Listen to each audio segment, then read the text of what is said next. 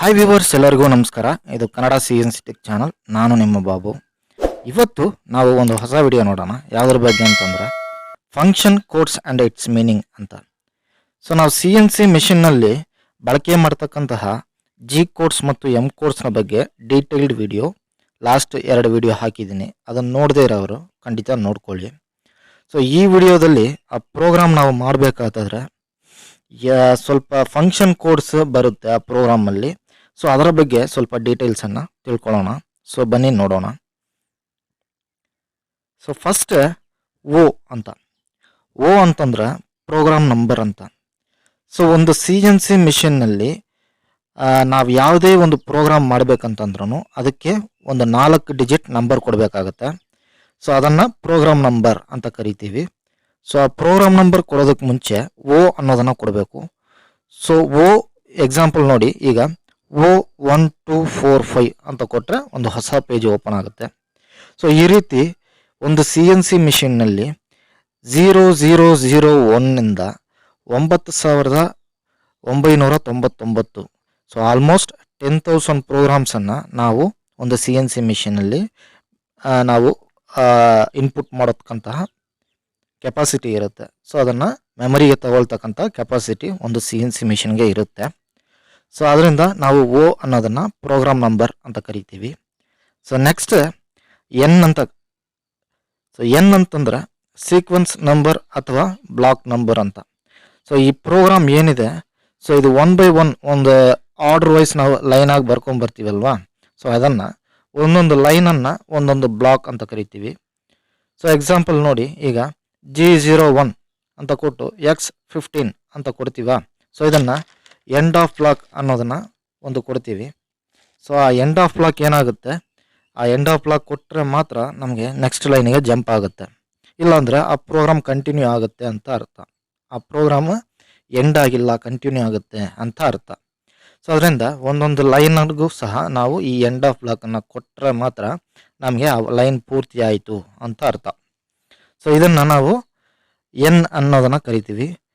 So N ಅಂತಂದ್ರೆ sequence number. ಇದನ್ನು ಪ್ರೋಗ್ರಾಮ್ಗಿಂತ ಮುಂಚೆ N1, N2, N3 ಈ ರೀತಿಯೂ ಕೊಡ್ಬೋದು. ಅಥವಾ ಆಪ್ರೇಷನ್ಗೆ N1 first operation OD roughing, so N2 OD finishing, N3 ID roughing, N4 ID finishing, ಈ ರೀತಿಯೂ ನಾವು ಕೊಡಬಹುದು.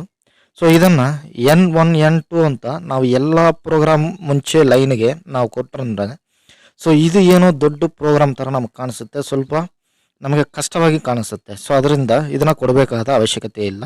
ಸೊ ಇದು ಎಲ್ಲಿ ಯಾವ ರೀತಿ ಕೊಡಬೇಕು ಅನ್ನೋದನ್ನು ನಾನು ಪ್ರೋಗ್ರಾಮ್ ಸೆಷನ್ನಲ್ಲಿ ಡೀಟೇಲ್ಡಾಗಿ ಹೇಳ್ಕೊಡ್ತೀನಿ. ಸೊ ಈಗ ಜಸ್ಟ್ ತಿಳ್ಕೊಳ್ಳಿ ಅಷ್ಟೇ.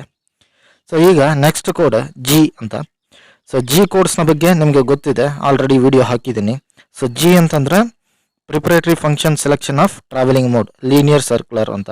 ಸೊ ನಾವು ಒಂದು ಜಾಬ್ಗೋಸ್ಕರ ಕೊಡ್ತಕ್ಕಂಥ ಕೋಡ್ G ಕೋಡ್ ಅಂತ ಕರಿತೀವಿ. ಸೊ ನೆಕ್ಸ್ಟ್ ನೋಡಿ XZ ಅಂತ. XZ ಅಂತಂದ್ರೆ X means diameter, Z means length ಅಂತ. ಪ್ರೈಮರಿ ಆಕ್ಸಿಸ್ ಟ್ರಾವೆಲ್ ಕಮಾಂಡ್ ಅಂತ. ಸೊ ಆಕ್ಸಿಸ್ನ ಮೂವ್ ಮಾಡ್ತಕ್ಕಂಥ ಕಮಾಂಡ್ X ಅಂತಂದ್ರೆ ಡಯಾಮೀಟರ್, Z ಅಂದರೆ ಲೆಂತ್. ಇದನ್ನು ನಾವು XZ primary Axis travel command ಅಂತ ಕರಿತೀವಿ. ನೆಕ್ಸ್ಟ್ ನೋಡಿ UW ಅಂತ. UW ಅಂತಂದ್ರೆ secondary Axis travel command.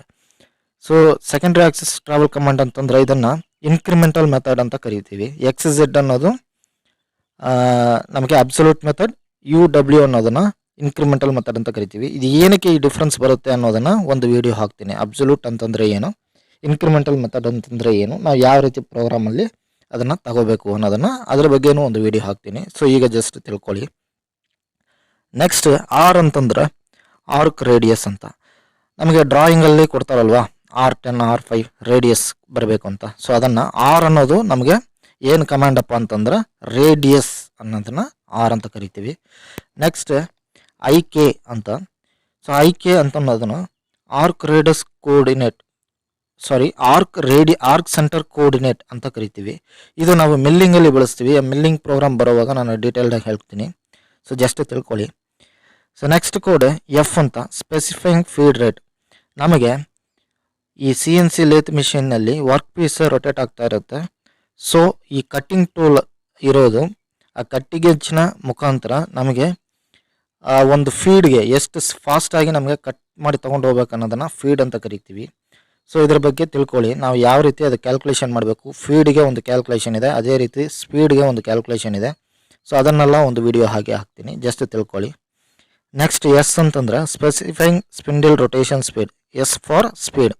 So example ನೋಡಿ, M03 ಅಂತಂದ್ರೆ spindle rotation clockwise. So S 1500 ಅಂತ ಕೊಟ್ಟು ನಾವು ಎಂಡ್ ಆಫ್ ಬ್ಲಾಕ್ ಕೊಟ್ಟು ಸೈಕಲ್ ಸ್ಟಾರ್ಟ್ ಕೊಟ್ಟರೆ ಜಸ್ಟ್ ನಮಗೆ ಆ ಸ್ಪಿಂಡಲ್ 1500 RPMಗೋಸ್ಕರ ನಮಗೆ ಫಾರ್ವರ್ಡ್ ರೊಟೇಷನಲ್ಲಿ ರನ್ ಆಗುತ್ತೆ ಅಂತ. ಸೊ ಇದನ್ನು ಸ್ಪಿಂಡಲ್ನ ನಾವು ಸುತ್ತೋದಕ್ಕೋಸ್ಕರ ಯೂಸ್ ಮಾಡ್ತೀವಿ, ಅದಕ್ಕೋಸ್ಕರ ಒಂದು ಎಸ್ ಅಂತ ನಾವು ಕರಿತೀವಿ, ಸ್ಪೆಸಿಫೈಯಿಂಗ್ ಸ್ಪಿಂಡಲ್ ರೊಟೇಷನ್ ಸ್ಪೀಡ್ ಅಂತ. ನೆಕ್ಸ್ಟ್ ಟಿ ಅನ್ನೋದು ಸ್ಪೆಸಿಫೈಯಿಂಗ್ ಟೂಲ್ ನಂಬರ್. ನಾವು ಯಾವ ಟೂಲ್ ನಂಬರ್ನ ಕೊಡ್ತೀವೋ ಅದನ್ನು ಸ್ಪೆಸಿಫೈಯಿಂಗ್ ಟೂಲ್ ನಂಬರ್ ಅಂತ ಕರಿತೀವಿ. ಎಕ್ಸಾಂಪಲ್ ನೋಡಿ, ಈಗ T01 ಅನ್ನೋದು ಫಸ್ಟ್ ಟೂಲ್, T02 ಅನ್ನೋದು ಸೆಕೆಂಡ್ ಟೂಲ್. ನಮಗೆ ಯಾವ ಆಪ್ರೇಷನ್ಗೆ ಏನು ಟೂಲ್ ಬೇಕು ಅನ್ನೋದನ್ನು ನಾವು ಆ ಒಂದು ಟಾರೆಟ್ನಲ್ಲಿ ನಾವು ಫಿಕ್ಸ್ ಮಾಡಿ ಇಟ್ಕೊಳ್ತೀವಿ. ಸೊ ಅದರ ಮುಖಾಂತರ ನಮಗೆ ನಾವು ಆ ಪ್ರೋಗ್ರಾಮಲ್ಲಿ ಇಂಡೆಕ್ಸ್ ಮಾಡ್ಕೋಬೋದು, ಯಾವ ಪ್ರೋಗ್ರಾಮಿಗೆ ಯಾವ ಟೂಲ್ ಬೇಕು. OD ರಫಿಂಗಿಗೆ OD ಟೂಲ್, ID ರಫಿಂಗಿಗೆ ID ಟೂಲ್, ಗ್ರೂವಿಂಗಿಗೆ ಸಪ್ರೇಟ್ ಟೂಲ್. ಸೊ ಇದನ್ನು ನಾವೇ ಡಿಸೈಡ್ ಮಾಡಬೇಕು, ಯಾವ ಇಂಡೆಕ್ಸಲ್ಲಿ ನಾವು ಕೊಡಬೇಕು, ಯಾವ ಪ್ರೋಗ್ರಾಮಲ್ಲಿ ಕೊಡಬೇಕು ಅನ್ನೋದನ್ನು. ಸೊ ಅದೆಲ್ಲ ಯಾವ ರೀತಿ ಮಾಡೋದನ್ನು ನೋಡೋಣ. Next code M codes. M ಅಂತಂದ್ರೆ on off control for machine function ಅಂತ. ಸೊ ಇದು ಎಮ್ ಕೋಡ್ಸ್ ಅನ್ನೋದು ಮೆಷಿನ್ಗೋಸ್ಕರ ಕೊಡ್ತಕ್ಕಂತಹ ಕೋಡ್ಸ್, ಓಕೆನಾ. ಸೊ ನೆಕ್ಸ್ಟ್ ಕೋಡ್ ನೋಡಿ, PRX specifying dwell time. So ಇದು ಡ್ವೆಲ್ ಟೈಮ್ಗೋಸ್ಕರ ಕೊಡ್ತಕ್ಕಂಥ ಕೋಡು P ಅಥವಾ X ಅನ್ನೋದು. ಸೊ ಎಕ್ಸಾಂಪಲ್ ನಾನು ಹೇಳಿದ್ದೀನಿ, ಅದರಲ್ಲಿ ಒಂದು ಡ್ರಿಲ್ಲಿಂಗ್ ಆಪರೇಷನ್ ನಾವು ಮಾಡಬೇಕಂತಂದರೆ ಆ ಡ್ರಿಲ್ ಟೂಲ್ ಏನಿದೆ ಅದು ಹೋದ ವೇಗಕ್ಕೆ ಆಚೆ ಕಡೆ ಬಂದುಬಿಟ್ರೆ ಅದರಲ್ಲಿ ಏನಿದೆ ಆ ಫಿನಿಶಿಂಗ್ ಬರೋದಿಲ್ಲ, ಒಳಗಡೆ ಇರ್ತಕ್ಕಂತಹ ಬರ್ರೆ ಹಾಗೆ ಸ್ವಲ್ಪ ನಿಂತೋಗುತ್ತೆ. ಅದಕ್ಕೋಸ್ಕರ ನಾವು ಆ ಡ್ವೆಲ್ ಟೈಮ್ ಅನ್ನೋದು ಲೇಟ್ ಅನ್ನೋದು ನಮಗೆ ಮೀನಿಂಗ್. ಸೊ ಅದನ್ನು ನಾವು ಕೊಟ್ವಿ ಅಂತಂದ್ರೆ ಅದರಲ್ಲಿರ್ತಕ್ಕಂಥ ಚಿಪ್ಸ್ ಬರ್ರೆ ಏನಿದೆ ಅದು ನಮಗೆ ಫಿನಿಶಿಂಗ್ ಕರೆಕ್ಟಾಗಿ ಬರುತ್ತೆ. ಅದೇ ರೀತಿ ಆ ಚಿಪ್ಸ್ ಬರ್ರೆ ಏನು ನಿಂತ್ಕೊಳ್ಳಲ್ಲ, ಅದಕ್ಕೋಸ್ಕರ ಕೊಡ್ತಕ್ಕಂಥ ಕೋಡ್. ಸೊ ಅದು ಯಾವ ರೀತಿ ನಾವು ಪ್ರೋಗ್ರಾಮಲ್ಲಿ ಮಾಡಬೇಕು ಅನ್ನೋದನ್ನು ನಾನು ಡೀಟೇಲ್ಡಾಗಿ ಪ್ರೋಗ್ರಾಮ್ ಸೆಕ್ಷನಲ್ಲಿ ಹೇಳ್ಕೊಡ್ತೀನಿ. ಸೊ ನೆಕ್ಸ್ಟ್ ಕೋಡ್ P ಅನ್ನೋದು, P ಅಂತಂದ್ರೆ ಸ್ಪೆಸಿಫೈಯಿಂಗ್ ಸಬ್ ಪ್ರೋಗ್ರಾಮ್ ನಂಬರ್. ನಮಗೆ ಮಿಲ್ಲಿಂಗ್ನಲ್ಲಿ ಇದು ಯೂಸ್ ಆಗುತ್ತೆ, ಇದನ್ನು ಜಸ್ಟ್ ತಿಳ್ಕೊಳ್ಳಿ ಅಷ್ಟೇ. ನೆಕ್ಸ್ಟ್ L ಅಂತಂದ್ರೆ specifying number of repeats in sub program canned cycle.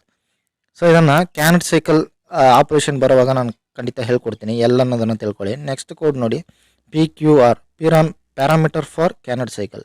ಈ PQR ಅನ್ನೋದು ಪ್ಯಾರಾಮೀಟರ್ ಫಾರ್ ಕ್ಯಾನೆಟ್ ಸೈಕಲ್.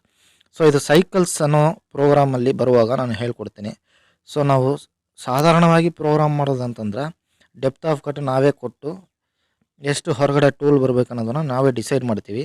ಈ ಸೈಕಲ್ಸ್ ಪ್ರೋಗ್ರಾಮ್ ಮಾಡೋವಾಗ ಸೊ ಆಟೋಮೆಟಿಕ್ ನಾವು ಎಷ್ಟು ಸ್ಟಾಕ್ ಇದೆ, ಎಷ್ಟು ಡೆಪ್ತ್ ಆಫ್ ಕಟ್ ತೊಗೊಳ್ಬೇಕು, ಎಷ್ಟು ಪಾಸ್ ಹೋಗಬೇಕು ಅನ್ನೋದನ್ನು ಜಸ್ಟ್ ನಾವು ಕ್ಯಾಲ್ಕುಲೇಟ್ ಮಾಡಿ ಕೊಟ್ಬಿಟ್ರೆ ಸಾಕು. ಆಟೋಮೆಟಿಕ್ ಆ CNC ಮೆಮೊರಿಗೆ ತಗೊಂಡು ನಮಗೆ ವರ್ಕ್ ಪೀಸ್ ಏನು ಬೇಕಿದೆ, ಏನು ಡೈಮೆನ್ಷನ್ ಬೇಕಿದೆ ಅದೇ ಕೊಟ್ಟು ಫಿನಿಶಿಂಗ್ ಮಾಡಿ ಕೊಟ್ಬಿಡುತ್ತೆ. ಸೊ ಅದು ಸೈಕಲ್ಸ್ ಪ್ರೋಗ್ರಾಮ್ ಬರೋವಾಗ ಫುಲ್ ಡೀಟೇಲಾಗಿ ತಿಳ್ಕೊಳ್ಳೋಣ. ಸೊ ಇದು ಜಸ್ಟ್ ನಾವು ಫಂಕ್ಷನ್ ಕೋರ್ಸ್ನ ಮೀನಿಂಗ್ನ ತಿಳ್ಕೊಂಡ್ವಿ. ಸೊ ಇದು ತುಂಬ ಇಂಪಾರ್ಟೆಂಟು. ಒಂದು ಪ್ರೋಗ್ರಾಮರ್ ನೀವು ಅಥವಾ ಸೆಟ್ಟರ್ ಅಥವಾ ಆಪ್ರೇಟರ್ ಆಗಿ ಇರಬೇಕಂತಂದರೆ ಈ ನಾಲೆಜನ್ನು ತುಂಬ ಬೆಳೆಸ್ಕೊಬೇಕು. ಸೊ ಜಸ್ಟ್ ನೀವು ಒಂದು CNC ಮೆಷಿನಲ್ಲಿ ನೋಡ್ತಾ ಇರ್ತೀರಿ, ಆಲ್ರೆಡಿ ಪ್ರೋಗ್ರಾಮ್ ರನ್ ಆಗ್ತಾ ಇರೋವಾಗ O ಅನ್ನೋದನ್ನು ನೋಡ್ತೀರಿ, N ಅನ್ನೋದನ್ನು ನೋಡ್ತೀರಿ, X Z U W ಇದೆಲ್ಲ ಬರುತ್ತೆ. ಸೊ ಇದಕ್ಕೆ ಏನು ಮೀನಿಂಗ್ ಅನ್ನೋದನ್ನು ನಿಮಗೆ ನೀವು ಥರವಾಗಿ ತಿಳ್ಕೊಬೇಕು, ಆಗಲೇ ನೀವು ಪ್ರೋಗ್ರಾಮರ್ ಆಗೋದಕ್ಕೆ ತುಂಬ ಇದಾಗುತ್ತೆ. ಸೊ ಅದರಿಂದ ನೀವು ತುಂಬ ಕೇರ್ಫುಲ್ಲಾಗಿ ತಿಳ್ಕೊಳ್ಳಿ. ಈ G course, M course, function course ಎಲ್ಲ ತುಂಬ ಇಂಪಾರ್ಟೆಂಟ್. ಇದನ್ನು ತುಂಬ ಕೇರ್ಫುಲ್ಲಾಗಿ ತಿಳ್ಕೊಳ್ಳಿ. ಎಲ್ಲನೂ ಫಿಂಗರ್ ಟಿಪ್ನಲ್ಲಿದ್ದರೆ ನಿಮಗೆ ಈಸಿ ಆಗುತ್ತೆ ವರ್ಕ್ ಮಾಡಬೇಕಂತಂದ್ರೆ. ಸೊ ಈ ವಿಡಿಯೋ ನಿಮಗೆ ಹಿಡಿದಿದ್ರೆ ಲೈಕ್ ಮಾಡಿ, ಶೇರ್ ಮಾಡಿ. So thank you.